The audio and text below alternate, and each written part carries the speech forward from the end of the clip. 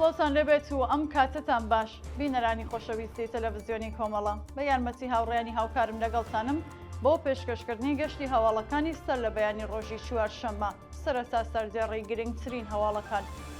هێرش بۆ سەر پێگەکانی ڕژیم لە چەند ناوچەیەک لە کوردستان، گواستنەوە هێزەکانی سوپای پاسداران بۆ قوتابخانەیەک لە شاری خۆی، یاندەستانی هاوڵاتیەکی خەڵکی شاری پاوە لە ئەنجامی هێرشە هەواییەکاندا، درێژەی هێرشە هەواییەکانی ئەمریکا و ئیسرائیل بۆ سەر شارە جیاوازەکانی ئێران، هەڕەشەی ترامپ بۆ هێرشکردنە سەر ژێرخانە گرنگەکانی ئێران و بەڕێوەچوونی ڕێپێوانی ڕۆژی جیهانی ژن لە شاری کۆڵ.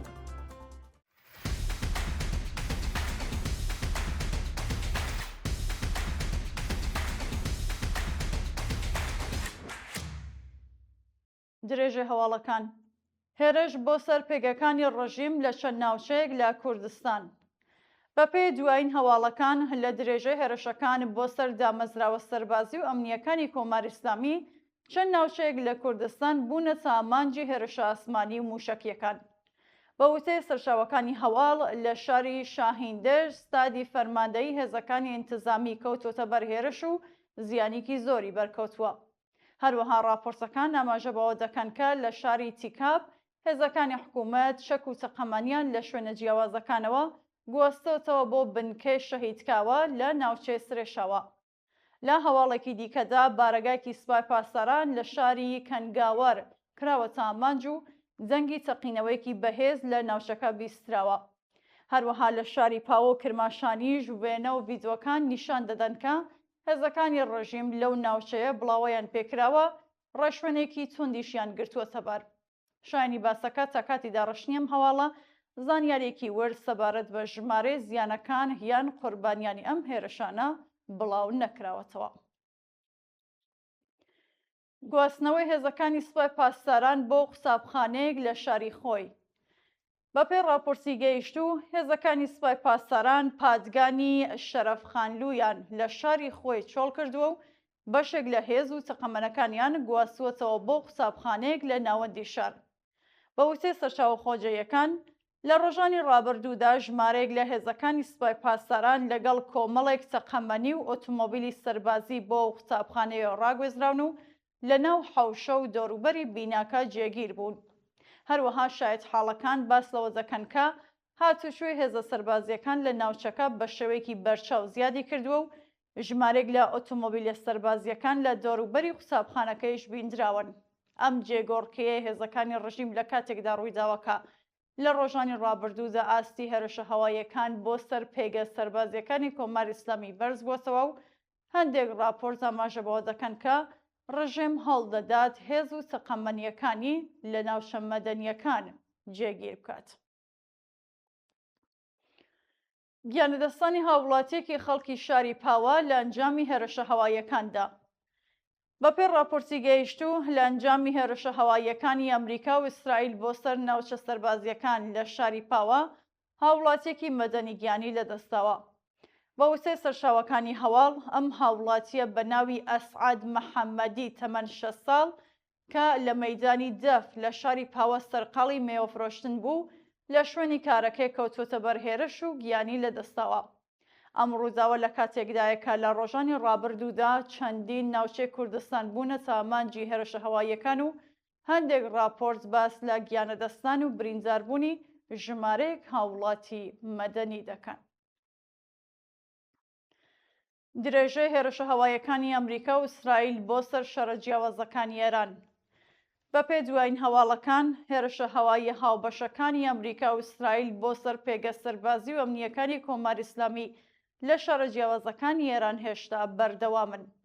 بە وتەی سەرچاوەکانی هەواڵ لە درێژەی ئەم هێرشانەدا ژمارێک لە شارەکان لەوانە تاران، کەرەج، کرمان، بەندەر عەباس، شیراز و هەندێک ناوچەی دیکە بەرهێرش و تەقینەوە کەوتون. راپۆرتەکان باس لە بیستنی دەنگی تەقینەوەی تند لە ناوچە جیاوازەکانی تاران و کەرەج دەکەن و شایەت حاڵەکان دەڵێن لە هەندێک ناوچە دووکەڵی ڕەش لە ئاسمان بەرز بووەتەوە. هەروەها لە شاری کرمانیش چەند تەقینەوەیکی جیاواز لە ناوچەکانی دەوروبەری فڕۆکەخانە و هەندێک ناوەندی سەربازی تۆمارکراوە. لە هەواڵێکی دیکەشدا هاتووەکە بنکەی هەوایی بەندەر عەباسیش بەرهێرش کەوتووە و شاید حاڵەکان باس لە بەرزبوونەوەی زیانەکانی ڕژیم دەکەن. هەروەها راپۆرسەکان ئەماژە بۆ دەکەن کە لە هەندێک ناوچەی تاران لەوانە دەوروبەری فڕۆکەخانەی مێهراباد و ناوچەکانی ڕۆژهەڵاتی شار دەنگی تەقینەوەی توند بیسترەوە، بەڵام تا کاتیدا ڕەشنیم هەواڵە زانیاریەکی ورد سەبارەت بە ئاسی زیانەکان یان ژمارەی قوربانیان بڵاو نەکراوەتەوە. دابەزینی نرخی نەوت پاش وتەکانی دۆناڵد ترامپ. بەپێ راپۆرسەکان نرخی نەوت لە بازاڕە جیهانیەکاندا دابەزیوە و گەیشتووەتە نزیکەی $94.79 بۆ هەر بەرمیلێک. ئەم دابەزینە پاشەوە ڕوویداکە دۆناڵد ترامپ ماماژێ بە ئەگەری کۆتایی هاتنی شەڕ لە ڕۆژهەڵاتی نێوەڕاست کردووە و جەختی لەسەرەوە کردووەتەوە کە ئەو شەڕە دەتوانێت بە زووترین کات کۆتایی پێبێت. راپۆرتەکان دەڵێن کە بەهۆی نیگەرانیەکان سەبارەت بە سنوورداربوونی گواستنەوەی نەوت لە ڕۆژهەڵاتی نێوەڕاست بۆ وڵاتانی دیکە، پێشتر نرخی یەک بەرمیل نەوت لە مامەڵەکانی ڕۆژی دووشەممەدا گەیشت بووە $119.50. هەروەها پاش بڵاوبوونەوەی وتەکانی دۆناڵد ترامپ بازاڕە داراییەکان و بازاڕی پشکەکان لە هەندێک وڵاتی ئاسیا تا ڕادەیەک بەرزبوونەوەیان بە خۆیانەوە بینیوە. شایانی باسەکە لە ڕۆژانی ڕابردوودا بازارە جیهانیەکان بە شێوەیەکی بەرچاو کەوتبوونە ژێر کاریگەری شەڕ و ئاڵۆزیەکانی ناوچەکە و ئەمەش بووەتە هۆی گۆڕانکاری بەرچاو لە نرخی نەوت و بازاڕی دارایی جیهانیدا. هەڕەشەی ترامپ بۆ هێرشکردنە سەر ژێرخانە گرنگەکانی ئێران. بەپێی هەواڵی گەیشتوو دۆناڵد ترامپ ڕایگەیاندووە کە کۆماری ئیسلامی لە دانیشتنەکانی پەیوەندیدار بە بەرنامەی هەستەیی هەرگیز بە مەبەستی باش مامەڵەی نەکردووە. بە وتەی سەرچاوەکانی هەواڵ، ترامپ ڕایگەیاندووە کە حکوومەتی ئێران لە کاتی دانیشتنەکاندا تەنانەت پێشنیاری بەرهەمهێنانی سوتەمانی ئەتۆمی ڕەت کردووەتەوە و لەسەر درێژەدان بە بەرنامەکەی پێداگیری کردووە. ناوبراو هەروەها ماژەبەوە کردووە کە ئەمریکا هێشتا چەند ئامانجێکی گرنگی هێشتووەتەوە بۆ ئەوەی لە داهاتوودا هێرش بکاتە سەریان، لەوانە ژێرخانە گرنگەکانی وەک دامەزراوەکانی بەرهەمهێنانی کارەبا و ناوەندە گرنگەکانی دیکە. بە وتەی ترامپ، ئەگەر واشنگتۆن بڕیار بدات دەتوانێت لە ماوەی یەک ڕۆژدا ئەم ژێرخانانە بە شێوەیەکی تەواو لەناو ببات. شانی باسەکە سەرۆکۆماری ئەمریکا جەختی لەسەر ئەوەش کردووەتەوە کە هێرش بۆ سەرە مامانجانە دەتوانێت کاریگەریەکی گەورە لەسەر توانایی دارایی و ئابووری ئێراندا بنێت و سەر لە نوێ دروستکردنەوەیان ساڵانێکی زۆری پێویستە. بەردەوامی پشڕانی هێڵی ئینتەرنێتی نێودەوڵەتی لە ئێران. بەپێی راپۆرتی گەیشتوو، ڕێکخراوی نێتفلاکس ڕایگەیاندووە کە پشڕانیان سنوورداربوونی توندی ئینتەرنێت لە ئێران گەیشتووەتە 240 کاتژمێر و ئەمە یەکێکە لە درێژترین ماوەکانی سنووردارکردنی پەیوەندیەکان لە وڵاتدا. بە وتەی سەرچاوەکانی هەواڵ، لە درێژەی قەرانەکانی ڕۆژی ڕابردوودا و توندبوونەوەی بارودۆخی سیاسی و سەربازی، دەستڕاگەیشتنی هاوڵاتیان بە ئینتەرنێت لە زۆربەی ناوچەکانی ئێران بە شێوەیەکی بەرچاو سنووردار کراوە. بە پێم راپۆرتە، زۆربەی خزمەتگوزاریە ئۆنلاین و پەیوەندیەکان یان بە تەواوەتی پشراون یان بە شێوەیەکی زۆر خراو کار دەکەن. هاوڵاتیان لە شەڕ جیاوازەکان باس لەوە دەکەن کە دەستڕاگەیشتن بە تۆڕە کۆمەڵایەتیەکان و زۆربەی ماڵپەڕەکان تووشی کێشەی جددی بووە. هەروەها نێتفلاکس ئاماژەبەوە کردووەکە بەردەوامبوونی ئەم بارودۆخە دەتوانێت پەیوەندی ملیۆنان هاوڵاتی لەگەڵ دەرەوەی وڵاتدا بخات و کاریگەریەکی بەرچاو لە سەرگەیاندن و بڵاوبوونەوەی زانیاری دروست دەکات. کوژرانی سەرۆکی بەسیجی گشتی هێزە چەکدارەکانی کۆماری ئیسلامی. بەپێی راپۆرتەکان، ئەسەدۆڵا بادفەر، سەرۆکی بەسیجی گشتی هێزە چەکدارەکانی کۆماری ئیسلامی، لە ئەنجامی هێرشە هاوبەشەکانی ئەمریکا و ئیسرائیل بۆ سەر ئامانجە سەربازیەکانی ڕژیم کوژراوە. بە وتەی سەرچاوەکانی هەواڵ، ئەم فەرماندەیە یەکێک بووە لە کەسایەتیە چالاکەکانی دامەزراوەی بەسیج لە ناو ستادی گشتی هێزە چەکدارەکاندا و لە ساڵانی ڕابردوودا لە چەند بەشێکی ئەم دامەزراوەیەدا کار و چالاکی هەبووە. راپۆرتەکان ئاماژە بۆ دەکەن کە ناوبراو لە کاتی ئەم هێرشانەدا لە ناو یەکێک لە ناوەندە سەربازیەکانی پەیوەندیدار بە ڕژێمدا بووە و بەهۆی هێرشکردنەوەکانەوە کوژراوە. جێگای ئاماژەکە تا کاتی داڕشتنی ئەم هەواڵە دامەزراوە فەرمیەکانی کۆماری ئیسلامی زانیاریەکی وردیان سەبارەت بە شوێن و چۆنیەتی کوژرانی ناوبراو بڵاو نەکردووەتەوە. بڵاوبوونەوەی دەنگۆی کوژرانی مۆشتەبا خامنەئی.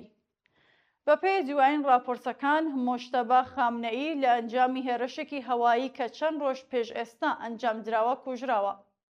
بە وتەی سەرچاوەکانی هەواڵ هەندێک راپۆرت باس لەوە دەکەن کە ڕژیمی کۆماری ئیسلامی لەوانەیە بە شێوەیەکی نهێنی کەسێکی دیکەی بۆ شوێنی ڕابرایەتی هەڵبژاردبێت، بەڵام لە ڕەوایەتی فەرمی حکوومەتدا هێشتا دەوترێت کە مۆشتەبا خامنەئی ڕێبەری کۆماری ئیسلامیە.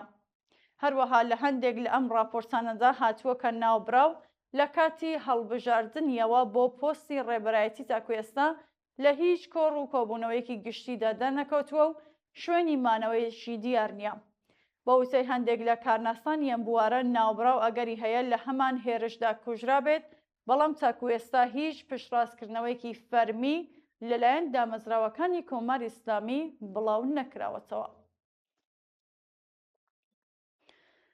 بەیاننامەی چالاکانی مافی مرۆڤ سەبارەت بە فشار لەسەر ژنانی زیندانی سیاسی لە ئێران.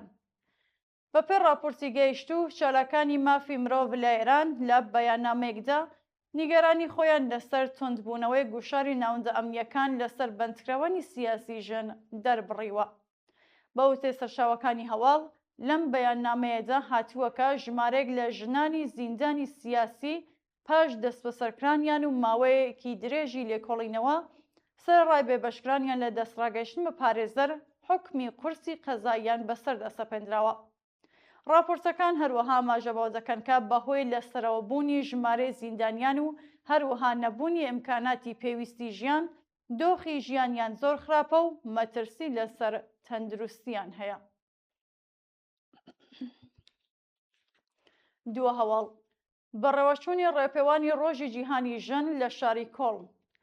بەپێی هەواڵی گەیشتوو لە ڕۆژی 8 مارس ڕۆژی جیهانی ژن لە شاری کۆڵنی ئەڵمان ڕێپێوانێک بە بەشداری هەزاران کەس بەڕێوەچووە. بە وتەی سەرچاوەکانی هەواڵ زیاتر لە 10,000 کەس لە چالاکانی مەدەنی، پارێزەرانی مافی ژنان و هاوڵاتیان یازادیخواز بەشداریان لەم ڕێپێوانەدا کردووە. بەشداربوون بە بەرزکردنەوەی پلاکارد و وستنەوەی دروشم جەختیان لەسەر پێویستی بەدەستهێنانی یەکسانی ڕەگەزی، پاراستنی مافی ژنان و بەرەنگاربوونەوەی جۆرەکانی جیاوازی و توندوتیژی دژی ژنان کردووەتەوە.